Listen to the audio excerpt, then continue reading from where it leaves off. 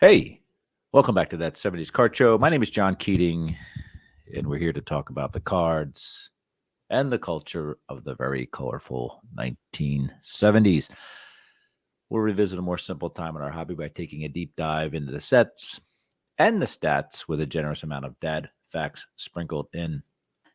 That 70s Card Show is sponsored by nobody. If you have a comment or suggestion, I urge you to drop me a line at that70scardShow at gmail.com. That 70s Card Show on YouTube or 70s Card on Twitter. This is episode 65, the divisions. And what are we talking about? We're talking about baseball, postseason, all that fun stuff. Before we get into that, I'm in Orlando, Florida. This is my last day of 14 grueling days down here. I went through enough gold bond to powder an entire army, and I'm ready to get my rear end back home, getting on an airplane tonight, getting to the airport to watch the Philadelphia Phillies in Game 5 of the NLCS against the Padres from San Diego. Football is in the air, all that fun stuff. So getting back to fall foliage, all that beautiful scenery that we're used to in the northeastern part of Pennsylvania and the United States. Hey, by the way, a lot of responses to my VR request. I appreciate all them. I appreciated even more seeing all the cards, beautiful cards that were shown.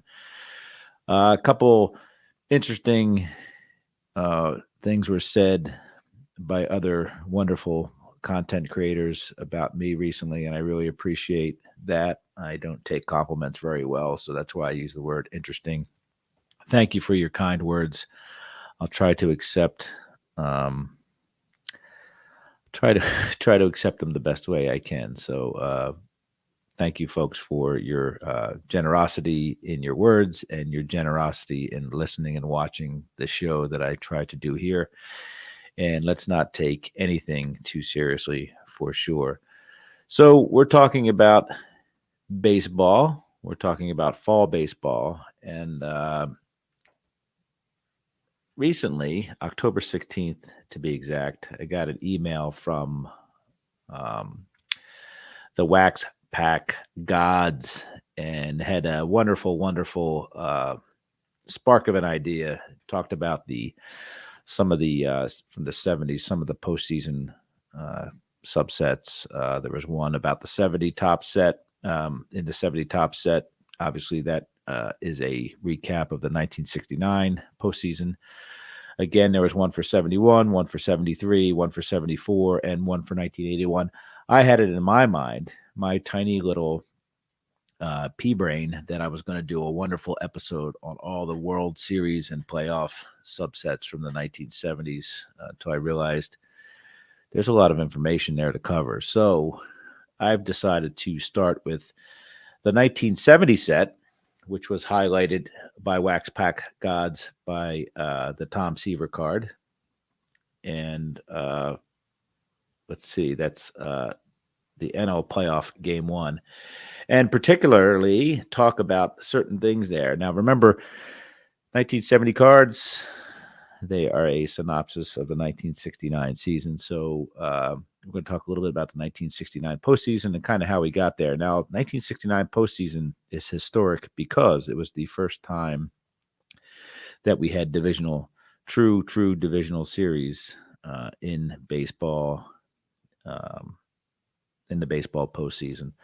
Why did we have divisional series? Obviously, the 60s was a decade of expansion. There was an expansion in 61, I believe, American League first. It would have been the Washington Senators, the hapless Washington Senators, after the original Washington Senators had been moved to Minnesota to become the Twins. So Washington got another team. California, in particular,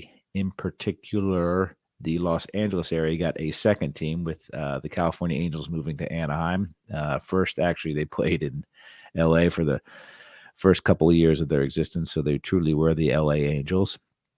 And then 62, we brought those lovable losers, the Mets, into the fold, as well as, who was that second team? 1962.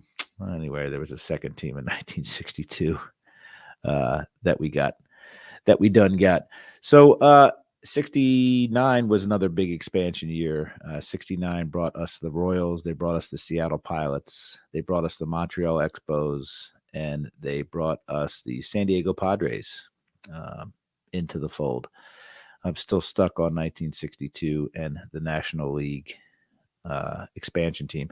And of course, there were teams moving around there. The Braves moved from Milwaukee in the mid-60s to the Atlanta area. And if the Atlanta Braves have continued to move several times, several stadiums since then around the area there. And so what do we get? The end of the decade there, we get some divisions. Pennant used to be won, as we know, by the regular season record. Now the pennant would be decided by divisional winners from the East and Western Division in each league. Hey, by the way, the Houston Colt 45s were your other 1962 team. Just came to me in what they call an epiphany. So anyway, 1969 division winners. Wonderful, wonderful time to be alive. So let's talk about the cards then, right? So the NLCS was played between the Atlanta Braves, winners of the West, explain that to me, and the New York Mets, winners of the National League East. It would be a 5-game series played on the 4th, 5th, and 6th of October. Day games all, and swept by the New York Mets. So first 2 games were in Fulton County Stadium or Atlanta Stadium, whatever it was called back then. Game 3 would have been in Shea Stadium. And of course, Tom Seaver started that game 1. Mets win that 9-5. Game 2 was won by Ron Taylor by the Mets, 11-6. Mets would win that. And then game 3, the clincher, was started by New York pitcher. Let's see here. I believe it was, if I'm not mistaken. Hold on a second. Gary Gentry. Gary Gentry lasted 2 innings, gave up 5 hits and 2 earned runs. And he was relieved by Nolan Ryan in, I believe, the 3rd inning. And Nolan Ryan would pitch 7 innings of relief, giving up 2 runs for the victory. And kind of the legend of Nolan Ryan was born in that series. This would be Hank Aaron's final postseason appearance as an active player. And Hank would hit home runs in Game 1, Game 2, and Game 3. Now, Hank's team wasn't too bad. So, of course, we had Hank Aaron on that team and his brother Tommy Aaron, but he was joined by Felipe Alou, Cleet Boyer, Rico Cardi, Orlando Cepeda was on that team, and Phil Niekro, who actually started against Tom Seaver in Game 1, was also on that team. Braves would not reach the postseason again until 1982, and obviously became a regular playoff contender in the 90s. The Mets were loaded with a bunch of also-rans and nobodies. Very few people left over from their original formation in 62. I believe Ed Kranepool would have been one of them. Tug McGraw was on that team. Nolan Ryan, of course, Hall of Famer, and Tom Seaver as well. Of course, Mets clinched, I believe it was September 24th, and we'll talk a little bit about that in a few minutes. Getting back to the NLCS, let's look at the cards here, shall we? So 1970 Topps set depicts 4 cards reflecting on that NLCS. Tom Seaver wins opener is playoff game number 1 card. Playoff game number 2, Mets show muscle. Nice shot of Dick Boswell, I think it was, hitting a home run and receiving his kudos at home plate. And game 3, Ryan saves the day when Nolan Ryan comes in for that 7 innings of relief. The 4th card says Mets celebrate. We're number 1. I believe it's Wayne Garrett and Tommy Agee flanking Nolan Ryan, shirtless, all holding up the number 1 index finger, and the Mets were celebrating, and off they went. So these 4 cards are 195, 196, 197, and 198 in the series. First 3 cards depict the box score, an abbreviated box score for each of the games in the series. And the 4th card, 198, has the New York Mets playoff statistics on the card for all to see. Now, I am a huge fan of the 1970 Topps set. Gray is my favorite color. And these are the gray bordered colors, and of course, black and white photos in each picture. So it's essentially a pretty hardcore grayscale card on the front. Very newsy at the time. No color photographs on the front there. Backs, of course, of that beautiful blue and gold, or blue and yellow, that I love. I think it's one of the top backs of the 1970s, top 3 for sure. Card 198, the one depicting the New York Mets stats from the series, is different than the other 3 in that it doesn't have the card number inside of a white ball with the Topps printed above it like the other ones. For example, Topps 197 is the 1969 Game 3 card. Topps 198 is the stat card. 198 is simply printed on a yellow background and not encircled in white dramatically. So that's that. That was the NLCS. There was no divisional series back then. There was no wild card, obviously. Occasionally, baseball teams, some of you know this better than I would, they would play 1-game playoffs if and when they were tied at the end of the season. But this was a true series facing pitting divisional series, the first ever divisional series winners against each other. So there you go. Let's move on to the ALCS, if that is okay. The ALCS, a little bit more dramatic over there. We had the Minnesota Twins, who are not an expansion team in the 60s. They were a team that transferred everybody to a different time zone and a different way of life from D.C. to Minnesota. And we have the Baltimore Orioles, again, not an expansion team, but the old San Luis Browns. 3 games were played in this series, best of 5. These were played in the afternoon again of October 4th, 5th, and 6th. The baseball was not messing around back then.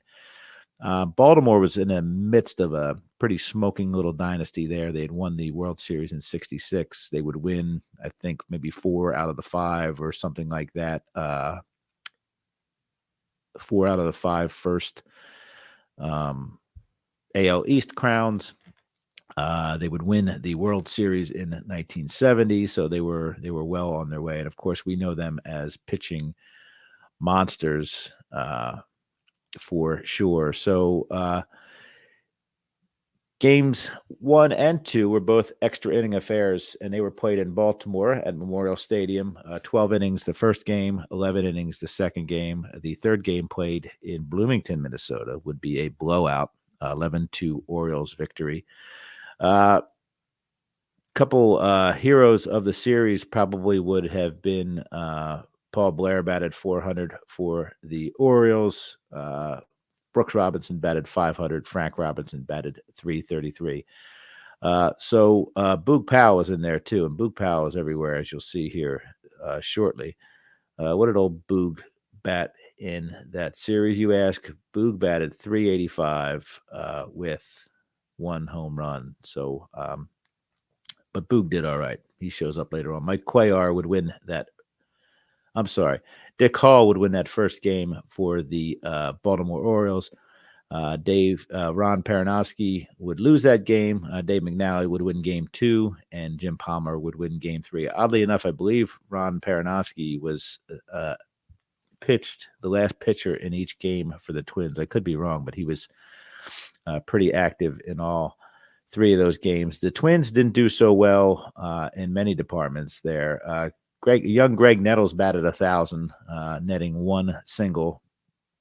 Tony Oliva batted 385, but sadly, Rod Carew batted .071 and Carmen Killebrew .125. So Twins had some Hall of Famers there, Oliva, Killebrew, and Carew, but their bats, they just couldn't do it. I think they batted 155 for the series as opposed to 293 for the Orioles. Mike Cuellar, like I said, pitched one game, but got a no decision. Obviously, we had some extra inning affairs there. Let me look at something real quick here. Some fascinating stats here. So Cuellar won 8 innings in the first game. Of course, that was a 12-inning affair. Next game was an 11-inning affair, and that was Dave McNally pitching 11 innings for the shutout and the victory. So again, pitching, and then Palmer, of course, would cruise to the victory, pitching 9 innings, giving up 2 runs in Game 3. The clincher, as they say, that could mean something completely different to other people, the whole clinching thing. So let's talk about the ALCS cards. Again, 4 cards. Game 1 depicts the Orioles win a squeaker against the Twins, obviously, and Mike Cuellar is depicted there in action, throwing the baseball. Boog Powell winning score, or it says Powell scores winning run, AL playoff game number 2. He's launched in the air, so beautifully acrobatic, over top of the catcher, about ready to land. Probably a Richter scale event was about to happen as he scored. And card number 3, AL playoff game 3, the Birds wrap it up. Boog Powell is catching the ball in front of an astonished Andy Etchebarren, and gaiety ensues. Of course, the Orioles celebrate. They sweep Twins in 3. We see Frank Robinson. I think we see Paul Blair, Andy Etchebarren, and Davey Johnson all having a little hey girl time, celebrating their pennant-winning victory over the Minnehaha Twins. Andy Etchebarren, by the way, the greatest eyebrows of the 1970s. Backs of the cards, these are 199, 200, 201, and 202 again. Game 1, box score. Game 2, box score. Game 3, box score. And 202 is the Baltimore Orioles playoff statistics card. Again, 202 is not surrounded by the wonderful white globe just hanging out there all on its own. And interestingly enough, I find that these cards are, there's a 200 card assigned to the merely a playoff card. Typically, obviously, we know Topps used to use the 0s and 5s to signify some really spectacular players and events in the series. They chose not to do that here.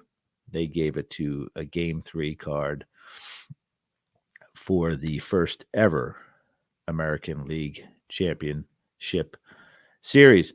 Moving on. So that means we have, if my math is correct, we have the Baltimore Orioles facing the New York Mets for the World Championship of Baseball.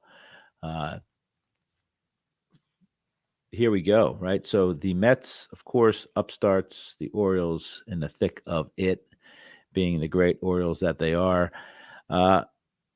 We head right to the World Series. And before we reveal the cards, let's talk a little bit about that series. This series would not be swept by a team, but instead would go all the way to 5 games. Yes, this was a 7-game series. Took 4 games to win this series. And here come the Orioles. So the Orioles come out of the gate, win 4-1. Cuellar versus Seaver. Cuellar wins this game, kind of cruises to it, I guess you would say, right? Mike Cuellar pitches 9 innings and gives up 1 earned run. Seaver pitched 5 innings and gave up a bunch of runs there, so all 4 runs. But then things changed. These first 2 games were played in Baltimore, but then the New York Mets come back and win a close game, 2-1. These are all day games again. So the Mets win a squeaker 9th inning. Heroics ensued. And then we get to game 3 and we go to New York, Shea Stadium, all that fun stuff. 5-0 win by the Mets against the Orioles. Jim Palmer takes the loss. Gary Gentry, 6 2/3 innings, 0 runs given up. Nolan Ryan comes in and gets the save. So not only did he have his game 3 heroics in the NLCS, but he comes in and gets a save here in game 3 of the World Series. 10-inning affair in game 4, again at Shea Stadium. 2-1 final by the Mets. Cuellar started that one again, won 7 innings, gave up 1 run. Tom Seaver goes to the full 10 innings, giving up 1 run, redeems himself from the game 1 loss. On to game 5, a 5-3 victory by the Mets. Yeah, that's that. Let's see. Dave McNally loses, actually gives up 3 runs, but the game is lost by Eddie Watt, I guess, in the 9th inning. Jerry Koosman goes 9 innings, wins his 2nd game of the postseason. 9 innings, 3 earned runs. Jerry Koosman, worthy of his 1968 rookie card price. I believe Jerry Koosman should have been the 1968 Rookie of the Year. Johnny Bench was not quite Johnny Bench that year, but Jerry Koosman sure was the Coos. So let's see here. Let's talk about these cards now. World Series is given to us a little bit of a different style here. There are 6 cards to depict the greatness of the 1969 World Series. These cards are headed with the Sporting News logo at the top in red on the gray back. And on the bottom of the card, there is a yellow rectangle signifying some golden moments from those games. Let's talk about game 1. Real quick here, it says Buford belt leadoff home run. Of course, Don Buford is depicted heading back to the Orioles dugout. I believe Paul Blair is meeting him there. I see Brooks Robinson going crazy over the home run by Don Buford. Game 2 of the 1969 World Series, Don Clendenin hits a home run. It says Clendenin's home run breaks ice, and he's slapping everybody that's around the home plate area when he arrives after taking a tour around the bases. World Series Game 3, Agee's catch saves the day. Now, Tommy Agee had a snow cone catch there at the 396 mark of the outfield wall. A wonderful, brilliant catch to save some runs there. He had another great catch going to his left, which would mean right field later on in the game. And, of course, Tommy Agee would also hit a home run. So Tommy Agee was everything to everyone in Game 3 of the 1969 World Series. The Game 4 highlight would have been Martin's bunt ends deadlock. So I think that's the late inning heroics there. Game 5, Koosman shuts the door. Jerry Koosman, of course, wonderful, talented left-handed pitcher, goes all the way in Game 5. And the Mets are the 1969 World Champions. And that's depicted on the final card of this World Series that says, Mets whoop it up. And we see Ed Charles there. We see a little Tug McGraw action and a couple other folks. Now, rumor has it that this card was actually a depiction of their September 24th National League East divisional clinch. But that's all I could find on that for sure. Back of the cards, same old box scores from game 1, 2, 3, 4, 5, and deviating from the divisional, or the league championship series cards. Box score, complete series stats for both teams are printed on the back. And hey, that card number 310 is actually in that white box or that white circle again. So Topps realized they made a mistake, I suppose. So these are cards 305, 306, 307, 308, 309, and 310. World Series heroics. The first two pennant winners of the divisional era. And of course, card number 1 in the series depicts the world champions, the New York Mets. And this is obviously a shot of the Mets at spring training, probably 1968, I would say. The back of the card, number 1, Mets team records now. We know how bad the Mets were. The Mets in 62 won 40 games and lost 120. And 62, they came in 10th. 63, they came in 10th. 64, 65, they came in 10th. 66, they rocketed up to 9th. 67, back to 10th. And 68, the first year of the Gil Hodges era, they, again, 9th with a bullet. And 69, of course, final. They won 100 games and lost 62 games. And it says first in the East.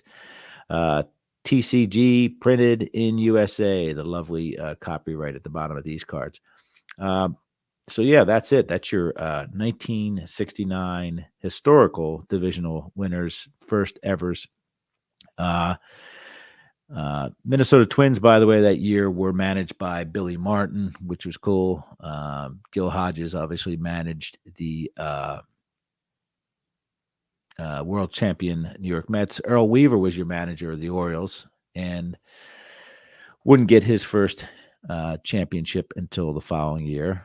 And Lum Harris, I believe, was the manager of those Braves. Braves, probably their best uniforms, I think, the black hats with a white scripted A. Love that stuff. So, yeah, so that's the 1970 Topps subset featuring the 69 playoffs and World Series.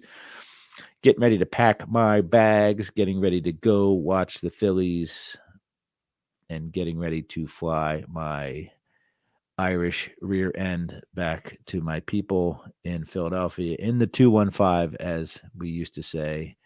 And sure, here we go. For those of you who say the playoffs are too long, well, maybe you're right, but it's kind of started in 1969. So we know that the playoffs are expanded not for the competitive goodness of the sport, but for the financial gain that the owners and players would benefit from.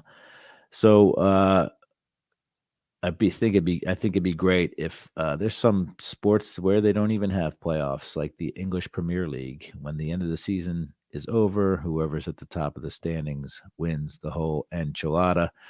And then there's leagues that don't seem to care about the whole season at all. It's all about the playoffs, which I guess we would all agree would be the NHL, perhaps even the NBA.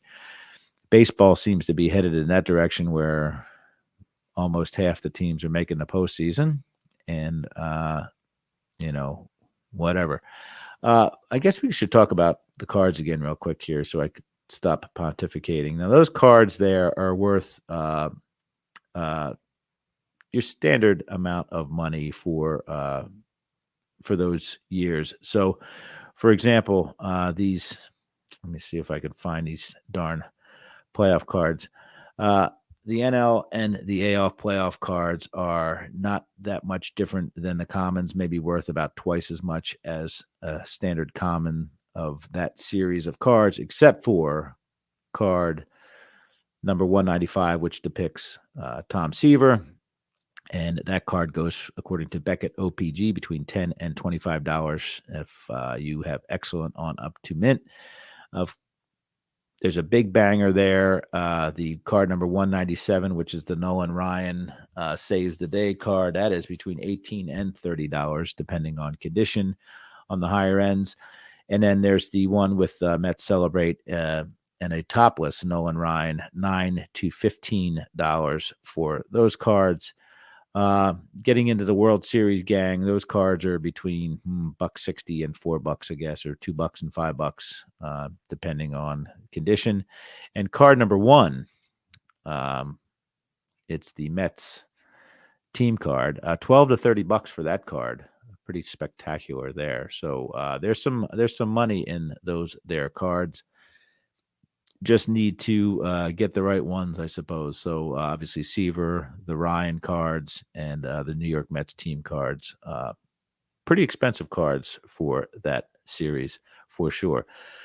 So that's that. That's me saying goodbye to you, folks, and thanking you again for listening. If you have a comment or suggestion again, drop me a line at that70scardShow@gmail.com. That 70s Card Show on YouTube or 70s Card on Twitter. Thanks for joining me as I took a look back at the 1969 postseason. I urge everybody to have a wonderfully safe week. Enjoy your collecting and enjoy your collection. And thanks, everybody. See you very soon. Have a great afternoon.